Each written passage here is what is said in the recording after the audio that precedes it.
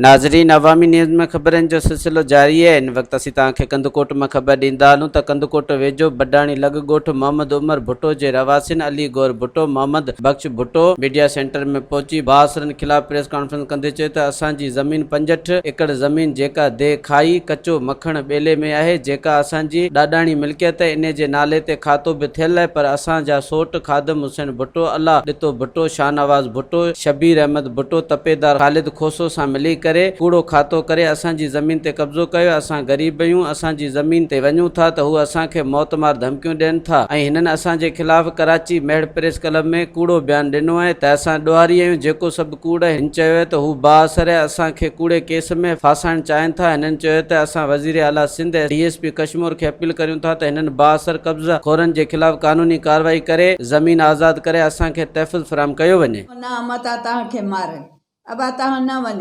तव्हांखे मारींदा। आख़िर टाइम मां उन्हनि खे चयो भाउ असांखे पंहिंजो हिसो ॾियो, असां ग़रीब हूं, मुंहिंजो औटड़ो पुटु आहे, हे शुदा चीनियुनि जो कमु कंदा हुआ। मां चयो मूंखे पंहिंजो हिसो विरहाए ॾियो, चोथों हिसो आहे असांजो, असांखे पंहिंजो विरहाए ॾियो। मुंहिंजो मुड़ुसु जेको उहो कुझु सादो, उहो यको घुरंदो आहिनि। आख़िर टाइम जा पर ॿाल आया बि धमकियूं ॾिनऊं, हाणे बि आया मुंहिंजनि खे धमकियूं मारणु चाहींदा पिया आहिनि।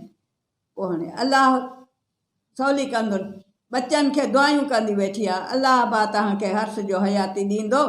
हाणे ओॾे मुंहिंजे ॻोठ ॾे बि आया, जॾहिं बि धमकियूं ॾियनि पिया।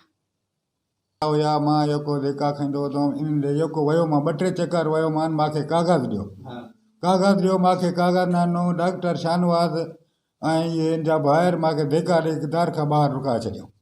उनखां पोइ वरी मां आयो आहियां त वरी हाणे 15-20 ॾींहं थिया आहिनि, आया आहिनि असांखे हुते ॾोहारी वठी करे धमकियूं ॾेई विया आहिनि।